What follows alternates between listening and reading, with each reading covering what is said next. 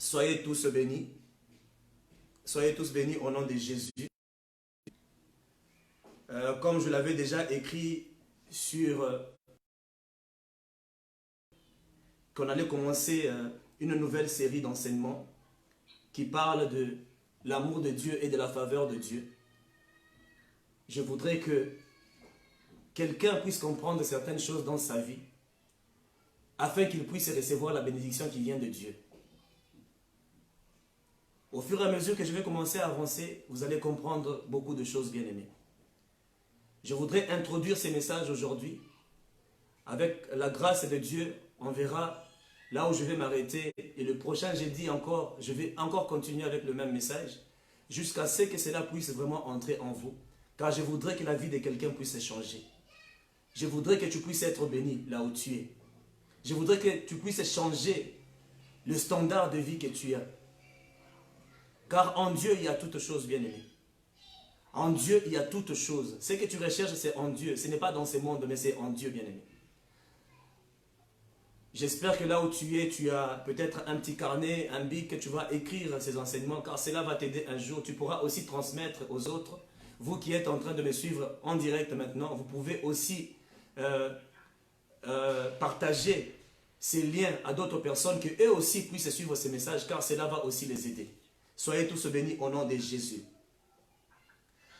Avant de commencer, je vais prendre d'abord le livre de Exode, chapitre 17, au verset 8 à 11. Ceux avec qui nous sommes en train de prier tous les jours en direct sur WhatsApp, ils ont eu quand même l'introduction de ces messages. Alors je voudrais juste récapituler un tout petit peu pour que vous aussi, vous puissiez être à la même page que nous. La Bible nous dit dans le livre d'Exode, chapitre 17, au verset 8 à 11, les Amalécites vinrent combattre Israël à Raphidim. Alors Moïse dit à Josué, « Choisis-nous des hommes, sors et combat les Amalécites. Demain je me tiendrai au sommet de la colline, le bâton de Dieu dans la main. » Josué se conforma à ce que lui avait dit Moïse pour combattre les Amalécites. Quant à Moïse, Aaron et Hur, ils montèrent au sommet de la colline. Et lorsque Moïse levait la main, Israël était le plus fort. Et lorsqu'il baissait la main, Amalek était le plus fort. Nous voyons par ces versets que Dieu avait donné l'ordre à Moïse en disant que aussi longtemps que ses mains allaient être levées, l'ennemi allait être terrassé au travers de cette obéissance que Moïse faisait physiquement.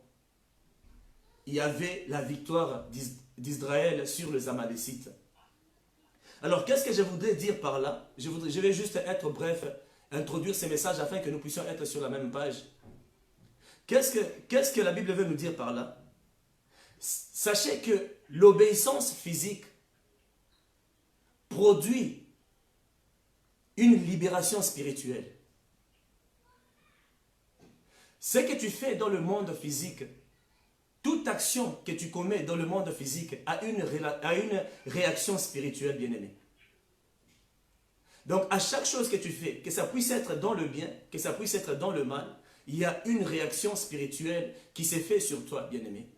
Avant que je ne puisse arriver à parler de la faveur, je voudrais que tu comprennes quelque chose. Ainsi, lorsque je vais arriver sur le message en question, c'est là, ça va vraiment t'ouvrir l'esprit. L'obéissance physique, ça ouvre les écluses sur toi et Dieu fait descendre quelque chose sur ta vie. Donc, ce que tu fais physiquement a des répercussions dans le monde spirituel aussi. C'est lui qui vit dans les péchés, il a aussi le salaire de ces péchés-là. Il y a toujours des répercussions sur toute chose que tu fais. C'est pour cela que la Bible nous dit que Moïse, au moment où on levait ses mains, le peuple d'Israël était en train de gagner. C'est pour te dire que l'obéissance que tu as sur la terre, quand Dieu te demande de faire quelque chose, il te donne un commandement, sache qu'il est derrière ces commandements-là et il l'accompagne. Ça peut paraître très simple devant toi, devant tes yeux, et dire, ah, Dieu me dit seulement de mettre mes mains comme ça et nous allons gagner. Ça peut paraître très simple, mais ce que Dieu veut voir de toi, c'est juste ton obéissance. Et lorsque tu obéis à Dieu, c'est ainsi que tu provoques une bénédiction spirituelle de venir tomber sur toi. Lorsque tu fais ce que Dieu te demande de faire, tu auras toujours la victoire dans toutes choses que tu es en train de faire aussi sur la terre. Alors sachez que toutes choses que tu fais, toutes choses que vous êtes en train de faire, bien-aimés, il y a toujours des répercussions. Tant dans le bien, tant dans le mal. Je voudrais pousser quelqu'un aujourd'hui à obéir et d'attirer la faveur de Dieu sur sa vie. C'est lui qui marche dans la désobéissance. Il est en train de raccourcir la main de Dieu sur sa propre vie. Mais c'est lui qui est en train d'obéir. Il est en train de se connecter avec Dieu. C'est parce que tu ne peux pas voir des choses avec tes yeux physiques. Ce qui se passe dans le monde spirituel. Alors sache que, bien aimé, que l'obéissance que tu as physiquement produit des choses dans le monde des esprits. Donc nous voyons par ceci qu'il y a une connexion entre ce que nous faisons physiquement et ce qui arrive spirituellement. Ce que nous faisons avec notre corps dans ce monde apporte une différence spirituellement aussi. Ton obéissance poussera Dieu à venir combattre pour toi. Le livre des Hébreux, chapitre 1, au verset 14, nous dit « Les anges ne sont-ils pas tous des esprits au service de Dieu envoyés pour apporter de l'aide à ceux qui vont hériter du salut ?» Hébreux 1, 7 nous dit encore « De plus au sujet des anges, il dit « Il fait de ses anges des esprits et de ses serviteurs une flamme de feu. » Donc pour te dire que dans toute situation de ta vie, lorsque tu obéis à Dieu, tu es en train de provoquer Dieu au ciel. C'est comme si tu es en train d'exciter Dieu là où il est. Il s'est dit que mon fils, il est vraiment obéissant. Et à chaque fois qu'un malheur veut t'arriver, Dieu va envoyer ses anges pour venir te protéger. Et ce qui te fait vivre aujourd'hui, bien-aimé, là où tu es, ce n'est pas parce que tu es plus que tous ces mondes qui ont péri par ces virus, mais c'est parce que Dieu a voulu à ce que tu sois en vie. Et c'est par sa faveur, par la grâce qu'il t'a fait, c'est pour ça que toi et moi, nous respirons. L'obéissance, bien-aimée, ça produit quelque chose dans le monde spirituel. Ça pousse Dieu à envoyer ses anges à venir tout autour de toi, afin de pouvoir te protéger. Alors ne sois pas fâché ou contrarié lorsque Dieu te donne l'ordre de faire quelque chose. Ta victoire de ce que tu fais dépend de l'obéissance. Tu peux être là en train de prier tous les jours, mais ce qui te sauvera, c'est juste. Je vais vous donner juste un exemple dans le livre de Rois. Dans le livre de 2 Rois, chapitre 16, au verset 15 à 16. La Bible dit que le serviteur de l'homme de Dieu s'éleva de bon matin pour sortir de la ville, et il vit qu'une troupe le cernait, avec des chevaux et des chars. Il dit alors à l'homme de Dieu, « Ah, mon Seigneur, comment ferons-nous » Il répondit, « N'aie pas peur, car ceux qui sont avec nous sont plus nombreux que ceux qui sont avec eux. » Puis Élisée pria, « L'Éternel ouvre ses yeux pour qu'il voie. » L'Éternel ouvrit les yeux du serviteur, et il vit la montagne pleine de chevaux, de feux tout autour d'Élisée. Donc pour te dire que lorsque tu obéis, voilà que Élisée marchait tous les jours dans l'obéissance. Il marchait tous les jours selon ce que Dieu lui disait de faire. C'est ainsi que vous pouvez voir que Dieu, au moment où Élisée s'est promené sur la terre, il n'avait aucune crainte parce qu'il savait qu'il marchait dans la crainte de Dieu. Il marchait selon l'obéissance devant son Dieu. Et ainsi Dieu provoquait toujours des chars, des anges qui étaient toujours tout autour de lui. Donc lorsque tu marches dans l'obéissance, Dieu va envoyer ses anges afin de pouvoir venir te protéger. Il y a plusieurs versets qui nous disent que lorsque tu marches avec Dieu, lorsque tu marches dans l'obéissance, il enverra aussi ses anges autour de toi afin de pouvoir venir te protéger, bien-aimé. Alors il ne faudrait pas avoir peur en te disant parce que la faveur de Dieu est sur toi, bien-aimé.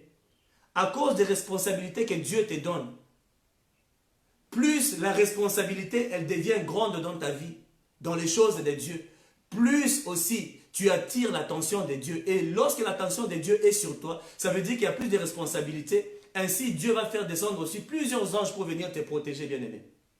Dans une guerre, je peux vous donner un exemple. Lorsque il y a une guerre, il y a un général qui est en train de conduire tous les bataillons. Qui d'entre tous les soldats est plus protégé? Je sais que vous allez me répondre que c'est le général. Pourquoi? Il a beaucoup plus de responsabilités et il a beaucoup plus de grades. Ainsi, chez Dieu, c'est la même chose. Lorsque tu vis dans l'obéissance de Dieu, tu as beaucoup de responsabilités qu'il t'a déjà données. La protection divine demeure aussi tout autour de toi. Donc, plus de responsabilités, plus de protection sur ta vie. Et celui qui a plus de responsabilités attire encore l'attention de Dieu. Or, la faveur que tu es en train de chercher dans ta vie, tu as besoin d'avoir des responsabilités. Tu as besoin de faire la part de choses sur ce que Dieu est en train de t'envoyer. Moïse, personne ne pouvait le toucher. Regardez là où lui, il était, à la montagne, avec Hur et Aaron, en train juste de lever ses mains pour que Israël puisse gagner. Mais ces gens-là ne pouvaient jamais approcher Moïse. Dieu n'allait jamais permettre que ces gens-là puissent venir toucher Moïse. L'attention était plus fixée sur Moïse. Pourquoi? Parce que Moïse marchait dans le voie de Dieu. Nous allons en arriver là au fur et à mesure que nous sommes en train d'avancer. Je vais lire le livre de Daniel rapidement, chapitre 10, versets 2 à 3. À cette époque-là, moi, Daniel, j'ai été 3 semaines dans le deuil. Je n'ai mangé aucune nourriture raffinée. Il n'est entré ni viande ni vin dans ma bouche.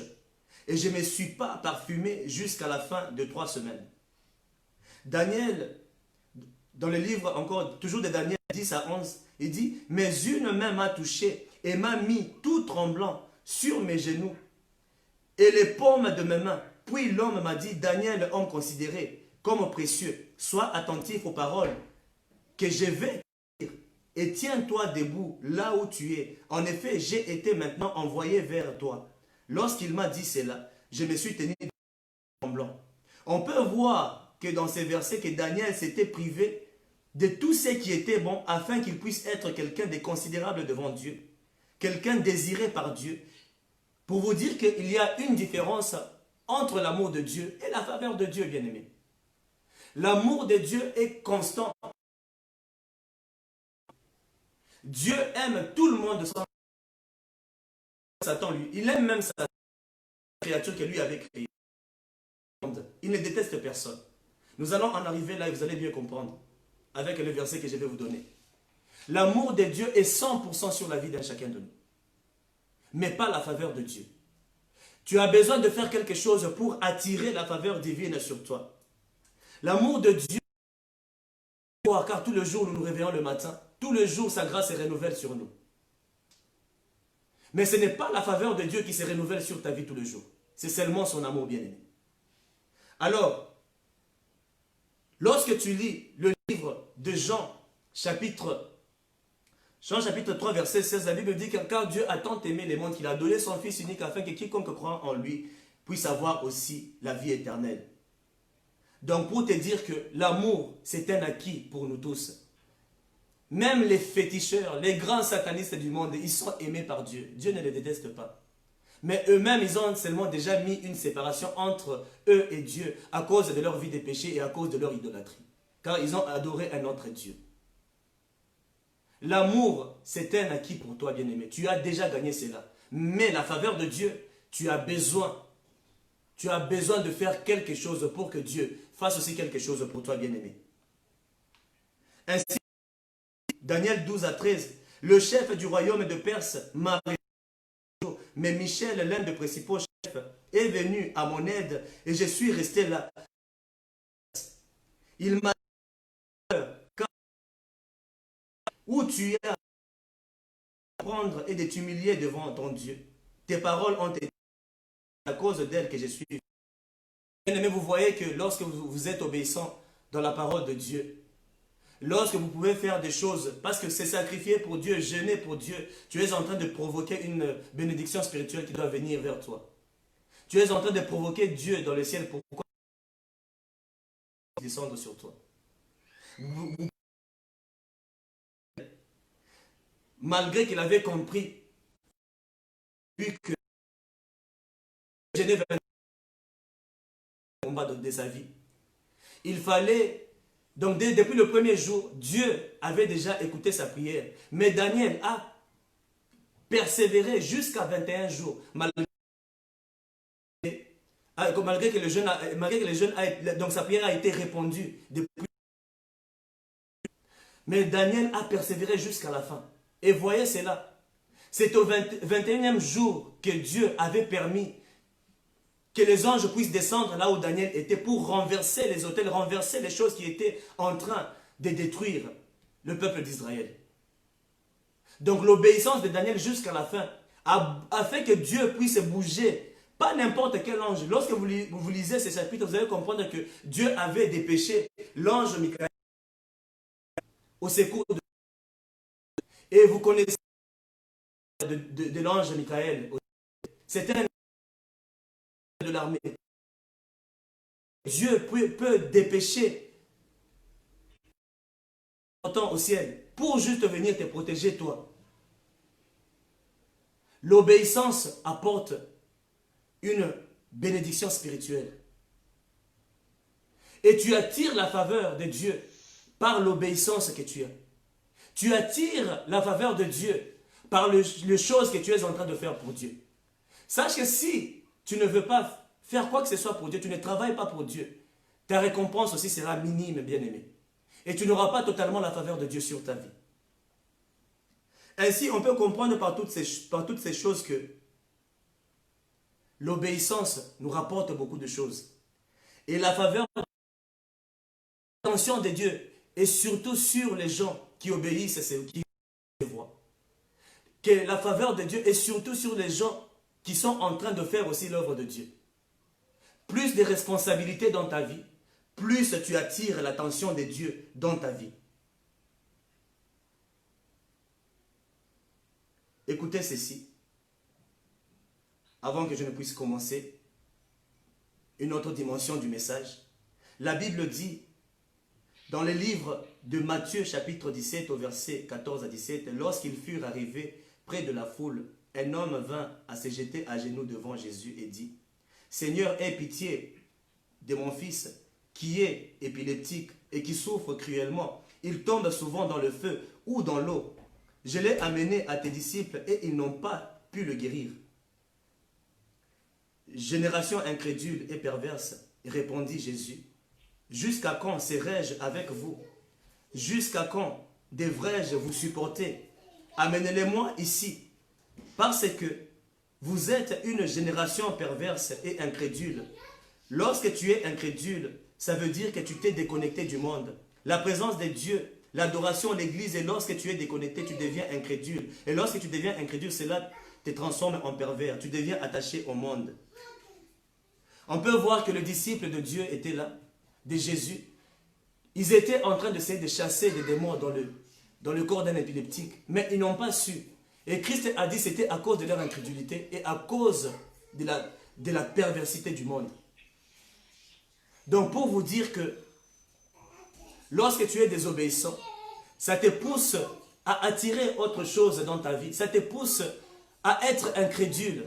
Ça te pousse à... Bien-aimé, soyez réellement dans la présence de Dieu. Soyez bien-aimé dans... Constatez que même votre vie va changer. Ces disciples, juste à cause de l'incrédulité, mais ils n'ont pas pu faire les choses que Jésus-Christ faisait. Ainsi, je voudrais te pousser à pouvoir être un homme de prière, à pouvoir être aussi un homme qui jeûne très souvent. Lorsque tu jeûnes, tu attires la présence de Dieu, car la prière nous aide à pouvoir se connecter dans la présence de Dieu. Et la prière fera que la faveur de Dieu puisse descendre aussi dans ta vie. Mais le jeûne te pousse à te déconnecter du monde et à te reconnecter à notre Dieu. Ainsi, tu dois... Et cette obéissance, bien-aimée, fera que les écluses puissent s'ouvrir sur ta vie et provoquer la faveur de Dieu sur ta vie. Nous allons maintenant prendre le livre de Proverbes, chapitre 12, pour comprendre certaines choses par rapport à la faveur de Dieu. Donc pour l'amour de Dieu, en conclusion, Dieu t'aime et c'est sans condition. Nous irons en profondeur. À mesure que je vais commencer à avancer avec le message, vous allez mieux comprendre ce que je suis en train de dire. L'amour de Dieu, sache qu'il est déjà de Dieu, n'est pas encore un acquis pour toi. Tu as besoin de faire quelque chose afin de pouvoir mériter la faveur de Dieu. Je lis le livre de Proverbes, chapitre 12, au verset 2.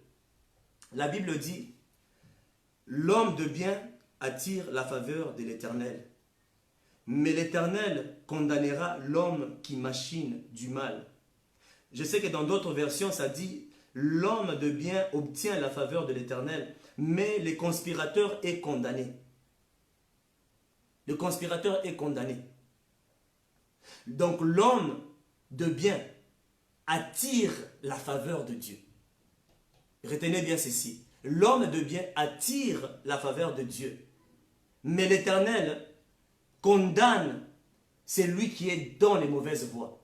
Il condamne les conspirateurs. Et encore, c'est lui qui trouve une digne femme, trouve le bien et il a obtenu une faveur de l'Éternel. Je sais qu'il y a d'autres versions comme Louis II, ça c'est la version Martin. Version Louis II nous dit que qui trouve une femme trouve le bonheur et il a obtenu une faveur venant de Dieu. J'aime beaucoup plus la version de Martin. Pourquoi? Parce que ça dit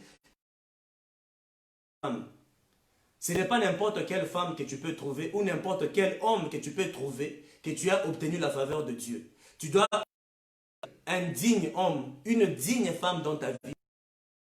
Obtenir la faveur de Dieu. Nous en arriverons aussi là. Psaume 119, 41 nous dit « Éternel, que ta bonté vienne sur moi avec ton salut, conformément à ta promesse. » Ça, c'est la version Second 21. La version Martin dit « Que ta faveur vienne sur moi, ô Éternel, et ta délivrance aussi, selon ta parole. » Vous voyez, il y a d'autres versions qui disent ta bonté, d'autres versions qui disent ta faveur. Dans la version Louis II, tu verras, ça parle de la miséricorde. Il y a d'autres versions qui parlent de la grâce. Donc pour vous dire que la faveur, en d'autres termes, c'est la miséricorde.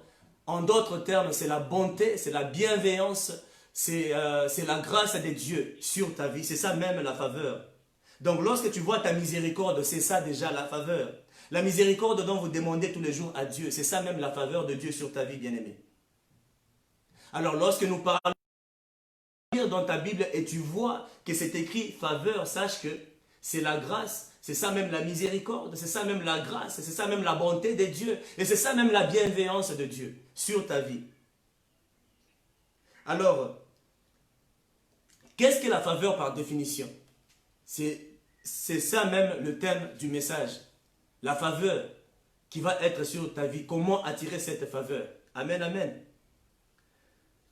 La Bible, la définition, selon notre dictionnaire, avant que je puisse aller dans la Bible, la définition de la faveur, c'est une disposition à accorder sa protection, son appui à quelqu'un de préférence aux autres. Une disposition ou attitude bienveillante envers une personne préférée. Donc, en d'autres termes, c'est l'avantage que l'on tire de la préférence de quelqu'un. Pour te dire que lorsque tu as la faveur de Dieu, tu as l'avantage dans tout ce que tu fais. Lorsque tu as la faveur de Dieu, tu en tireras de l'avantage, car Dieu te préfère parmi tant d'autres personnes. Et qu'est-ce qui fait tant d'autres personnes? C'est ce que j'ai dit au début. Ce que tu es en train de faire dans le monde apporte une récompense spirituelle. Ce que tu fais dans le physique, ton obéissance attire la faveur de Dieu sur ta vie. Ce que tu fais comme travail pour Dieu attire aussi encore la faveur de Dieu sur ta vie. Sachez que la faveur de Dieu sur votre vie est plus que tout ce que vous avez, toute chose que vous possédez. C'est plus que ce que vous pouvez chercher sur la terre. La faveur de Dieu est plus que... La faveur de Dieu est plus que de l'or. La faveur de Dieu est plus que même être un président ou être un roi bien-aimé. La faveur de Dieu est au-delà de toutes ces choses-là. Je vais te donner un... Regardez ce qui se passe tout autour de nous ces derniers temps. Le monde s'est déjà arrêté. À quoi te sert ton argent? À rien. Tu ne peux rien faire avec ton argent. Pour te dire que l'argent ne peut pas acheter toute chose. L'argent ne peut te guérir de la maladie que tu peux avoir. Tu peux être atteint du cancer. Tu peux être multimilliardaire. Tu peux même te choisir l'hôpital le plus cher du monde pour qu'on puisse te soigner de ces cancers. Mais bien aimé, l'argent ne te sauvera pas. Ce ne sont pas ces médecins-là qui te sauveront. Mais c'est la faveur de Dieu qui peut te sauver. Car tu peux être millionnaire, mais l'argent ne peut pas acheter la santé. Tu peux avoir toutes les richesses du monde. Tu peux avoir beaucoup de possessions sur la terre. Tu peux posséder des terres. Mais c'est là ton salut. Nous avons lu ce que la Bible a dit. Dans d'autres versions, vous verrez, ça parle de salut. Le salut, c'est ça même la délivrance. Le salut que tu es en train de chercher dépend de la faveur de Dieu sur ta vie, bien-aimée. Alors tu as besoin d'être en Dieu. Tu as besoin de faire les choses telles que Dieu veut que tu puisses le faire. La faveur de Dieu peut te guérir du sida. La faveur de Dieu peut te guérir de n'importe quel cancer. La faveur de Dieu peut te guérir de ces Covid-19, comme son nom Covid, donc c'est vide. Devant Dieu, ces virus-là n'est rien. On ne peut pas être là tous les jours en train de parler du virus, du virus, du virus. Donc même le virus a pris la place de Dieu aux médias. Tout le temps, les gens, c'est toujours les virus, c'est toujours les virus. On a besoin de prêcher la parole de Dieu. Car c'est la parole de Dieu qui va aider les gens. C'est la parole de Dieu. La guérir tous ces mondes-là. Bien aimé là où tu es. Et tu verras que l'Éternel, il va guérir tous ces mondes-là. C'est la faveur de Dieu qui va être guéri. Tu peux être malade du virus. Tu peux être malade du sida. Tu peux être atteint par le cancer. Tu peux être atteint par n'importe quelle maladie du monde, mais la faveur de Dieu peut te libérer et peut te guérir. Mieux vaut un homme pauvre qui a la faveur de Dieu sur sa tête qu'un homme riche qui n'a pas la faveur de Dieu. Car celui qui n'a pas Dieu, il n'a rien. Mais celui qui a Dieu, il a toutes choses, bien aimées. Un homme pauvre peut être guéri de la maladie, peut être guéri du cancer, mais les riches, il peut périr parce qu'il n'a pas la faveur de Dieu. Alors recherchez la faveur de Dieu plus que toutes choses dans votre vie. Alors je vous sur la vie de quelqu'un, que Dieu puisse faire descendre une faveur sans pareil sur ta vie. Une faveur incomparable. Tu jouiras de tous les avantages qui accompagnent cela. Et qu'au travers de cet enseignement que l'Éternel t'ouvre l'esprit pour que tu comprennes comment attirer la faveur de Dieu. Je sais que dès que nous allons arriver à la fin de ces messages, tu comprendras et tu sauras comment attirer la faveur de Dieu sur ta vie, bien-aimée. Alors je déclare une faveur sans pareil sur ta vie. Et que tous les avantages qui accompagnent la faveur de Dieu puissent être ton partage ce soir. Au nom de Jésus, reçois-le. Si tu crois cela, tu vas me donner un amen là où tu es. La Bible dit dans le livre des Actes, chapitre 10, au verset 34, vous pouvez écrire. La Bible dit, alors Pierre prit la parole et dit, en vérité, je reconnais que Dieu ne fait pas de favoritisme. Je relis encore. Alors Pierre prit la parole et dit, en vérité, je reconnais que Dieu n'est pas dans le favoritisme. Pour te dire que Dieu ne fait exception de personne. Dieu n'est pas injuste. Il nous aime, nous tous, de la même manière, comme je l'ai dit. Et son amour demeure sur tous 100%. Et c'est 24 heures sur 24 heures sur nous.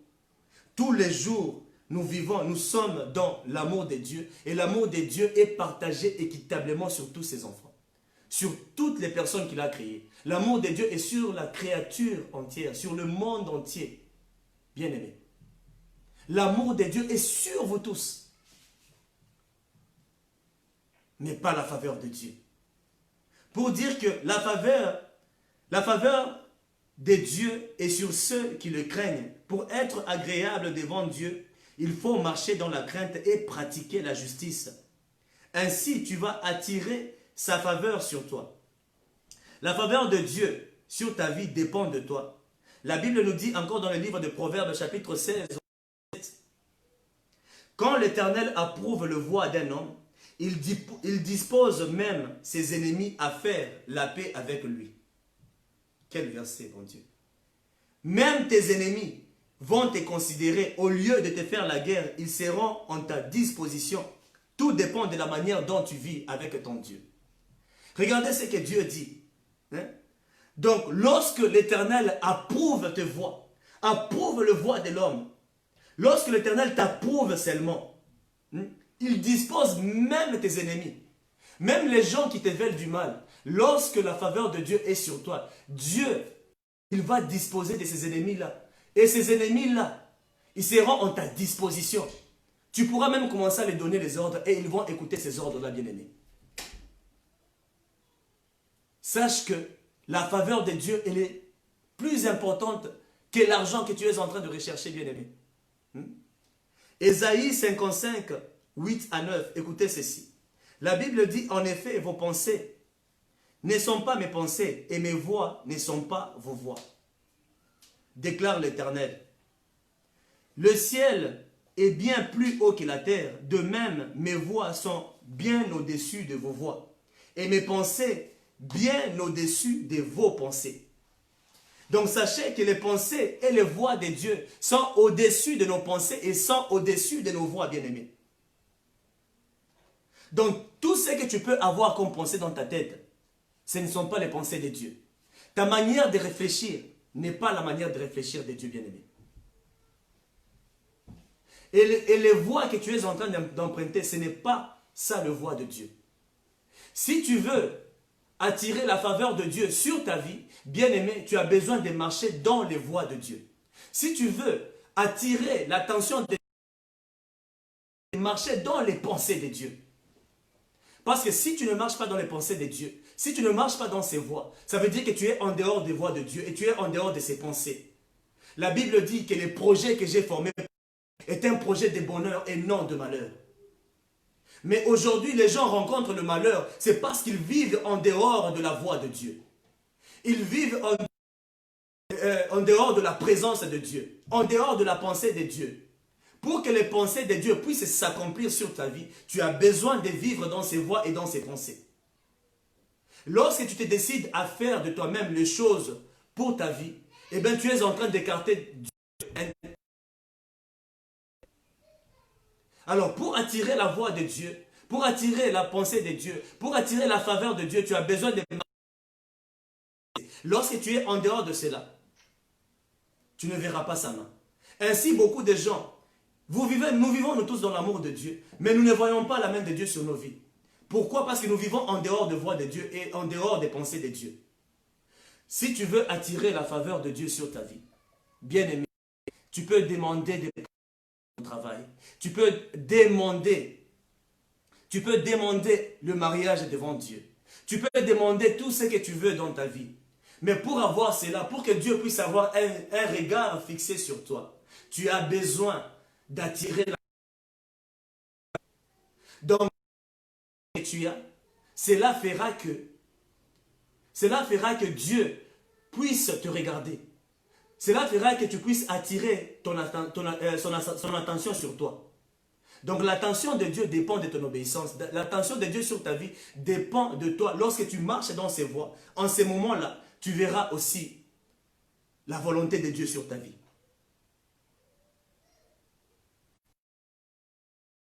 Quelque chose bien aimé. Moïse connaissait le voie de Dieu. Mais le peuple d'Israël connaissait les actions de Dieu. Et c'est lui qui connaît les voies, demeure dans la volonté de Dieu et jouit de la plénitude de Dieu. Il jouit de la plénitude de la gloire de Dieu. Mais c'est lui qui connaît les actions. Il va seulement parler de ce que Dieu fait pour les autres. Bien-aimé, tu as besoin de connaître les voies de Dieu et les pensées de Dieu pour que tu puisses attirer sa faveur sur ta vie. Moïse, il connaissait le voie de Dieu. C'est pour ça qu'il demeurait dans l'obéissance. Et il marchait selon ce que Dieu lui demandait de faire. Mais le peuple d'Israël était toujours des rebelles. C'est parce qu'ils ne connaissaient pas encore les voies de Dieu. Mais ils connaissaient seulement les actions de Dieu. Moïse les a libérés. Ils ont vu la puissance, toute puissance de Dieu. Ils ont vu que notre Dieu est un Dieu puissant. Et Dieu nous a libérés. Ils ont vu les actions de Dieu. Mais ils ne marchaient pas toujours dans les voies de Dieu. C'est pour ça que, et même lorsqu'ils avaient quitté Égypte, ils voulaient encore rentrer en Égypte. Lorsqu'ils ont quitté l'Égypte, ils ont commencé à se fabriquer des idoles. Parce que c'est lui qui ne connaît pas Dieu. C'est ainsi qu'il y a beaucoup de gens qui touchent des fétiches. Beaucoup de gens cherchent d'autres voies pour avoir la faveur du diable, mais pas la faveur de Dieu. Lorsque tu cherches la faveur du diable, bien aimé, ça va te tuer. La faveur de Dieu gardera ta vie. Marche dans le voie de Dieu et tu verras sa faveur sur ta vie. Moïse connaissait le voie de Dieu. C'est ainsi qu'il a vécu la plénitude de la gloire de Dieu sur sa vie. Vous connaissez vous-même l'histoire dans Exode. Moïse était monté à la montagne le jour où il est descendu. Même son visage rayonnait de gloire. Il était transfiguré par la gloire de Dieu. Pourquoi c'est là? Parce que Dieu partage sa gloire avec ceux qui marchent dans ses voies. Mais si tu marches en dehors de la voie de Dieu, tu ne verras pas la gloire de Dieu. Tu as besoin de marcher dans les voies de Dieu. Et très souvent, lorsque nous avons des problèmes, on ne cherche jamais à savoir quelle est la pensée de Dieu dans tout ce que nous faisons. Et c'est très peu de gens que seulement lorsque rien ne va, qu'ils vont vers Dieu. Plusieurs personnes, bien aimé là où tu es, je sais que ça t'est déjà arrivé avant que tu ne sois pleinement dans la présence de Dieu. Parce que celui qui est en Dieu, il cherche des solutions avec Dieu. Mais celui qui ne l'est pas, il cherche à pouvoir faire les choses de lui-même. Mais même le croyant, même les gens qui sont en Dieu, très souvent, qui sont des soi-disant chrétiens, lorsqu'ils ont des problèmes, ils commencent à réfléchir, à penser comment est-ce qu'ils peuvent trouver la solution à leurs problèmes. Est-ce que tu penses que ta façon de penser, c'est ainsi que tu auras la solution? Non, tu as besoin d'entendre, d'écouter quelle est la pensée de Dieu dans ce que tu es en train de faire. Parce qu'en Dieu, écoutez, la Bible dit que les voies de Dieu sont au-dessus de nos voies. Les pensées de Dieu sont au-dessus de nos pensées. De la même manière que le ciel et la terre est au-dessus de nous. Ainsi ses voies et ses pensées. Donc ça veut dire que lorsque tu as un problème sur la terre, lui comme il est au-dessus, il voit tout. Il connaît déjà la solution qu'il doit te donner. Maintenant, si toi tu veux réagir de toi-même, si toi-même tu veux trouver une solution, c'est pour ça que les problèmes vous accablent tous les jours, parce que vous voulez toujours trouver des solutions de vous-même. Si tu es un enfant de Dieu, tu sais que tu as un problème. Tu vas regarder à ton père pour qu'il puisse trouver une solution pour toi. Si tu as des enfants là où tu es, lorsque ton enfant a un problème, est-ce qu'il va vers le voisin ou il vient vers toi? Il va chercher ses parents pour trouver la solution à cela.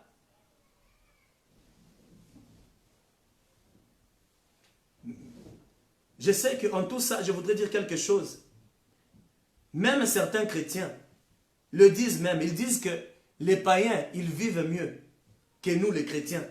Ils disent que les païens n'ont pas de problème. Les païens, ils ont beaucoup d'argent. Mais depuis que moi j'ai donné ma vie à Christ, rien ne va. Tout est devenu compliqué. Bien aimé, ça se complique, c'est à cause de toi. Beaucoup de gens se disent ça.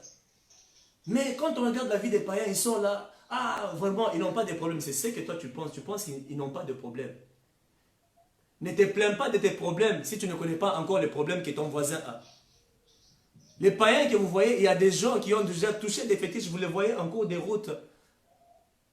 En train de conduire des grandes voitures. En train de faire beaucoup de choses. Vous voyez une prostituée qui se marie facilement. Vous voyez, je ne sais pas, quelqu'un, il a la facilité de toucher de l'argent, mais lorsque vous regardez la vie de ces gens-là, ils sont déjà dans la perdition. Et c'est l'enfer qui les attend. Mais pour vous les chrétiens, si la vie est compliquée, c'est parce que vous n'avez pas encore totalement donné vos vies à Christ. Vous confessez de votre bouche que l'Éternel, que Jésus-Christ, il est le Seigneur et Sauveur de votre vie. Mais vous ne croyez pas de votre cœur. Oui, on peut le dire de la bouche, que je crois de tout mon cœur que c'est le Seigneur Jésus-Christ est le Seigneur et seul maître de ma vie. Mais ce sont les actes que tu poses qui vont réellement prouver que tu es vraiment de Dieu. Pour voir vraiment que tu as cru en Jésus-Christ, on doit voir cette transformation-là de l'intérieur. Mais lorsque tu n'es pas encore transformé de l'intérieur, on voit toujours les mêmes actes. Lorsque tu étais un païen et tu te dis chrétien, mais tu ne changes pas, tu es toujours le même. Au comme Jésus. Hein? La Bible dit Jésus-Christ est le même hier, aujourd'hui et pour toujours. Mais pas toi, bien-aimé. Toi, tu es appelé à changer. Tu es appelé à être comme Jésus-Christ. Tu es appelé à faire ce que Jésus-Christ fait. Parce que tu n'es pas parfait. Et les œuvres que tu fais t'éloignent de la présence de Dieu. Donc lorsque tu diras que tu crois réellement dans ton cœur, c'est lorsque nous allons voir les œuvres de Jésus en toi. Parce que c'est lui qui va vivre en toi. Ça ne sera pas toi. Et si Christ vit en toi, ça veut dire que tu auras toujours la victoire sur la terre. Et si Christ est en toi, tu vas attirer la faveur de Dieu en toi. Il est le Père de tous ceux qui ont le Fils en eux. Si tu es un enfant de Dieu, tu dois vivre. Tu ne vis pas la faveur de Dieu, c'est parce que tu n'es pas encore un enfant de Dieu. Un enfant de Dieu est celui qui a la faveur de Dieu sur la faveur de son Père sur lui. Car lorsque tu es parent, automatiquement, tu dois favoriser tes enfants à avoir la facilité, à avoir tous les avantages du monde pour qu'ils puissent vivre leur vie. C'est parce que tu es un enfant rebelle. Même là où tu es, lorsque tu as des enfants, et que tu vois qu'il y a un fils qui est désobéissant, et il y a l'autre qui est obéissant, bien aimé, sois sincère avec toi-même. Qui est-ce que tu vas regarder de plus? Tu vas regarder plus, c'est lui qui est obéissant à ce que tu lui dis.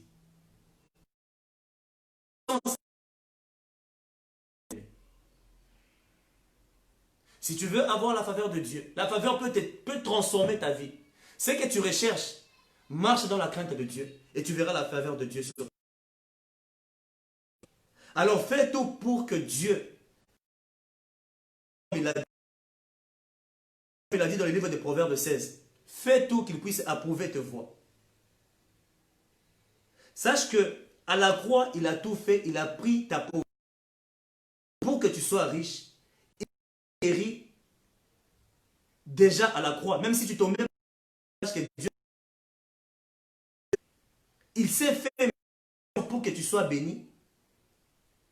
Alors arrête de dire tout le jour que je ferai ceci, ou bien par exemple tu es malade, cette maladie-là t'accable tellement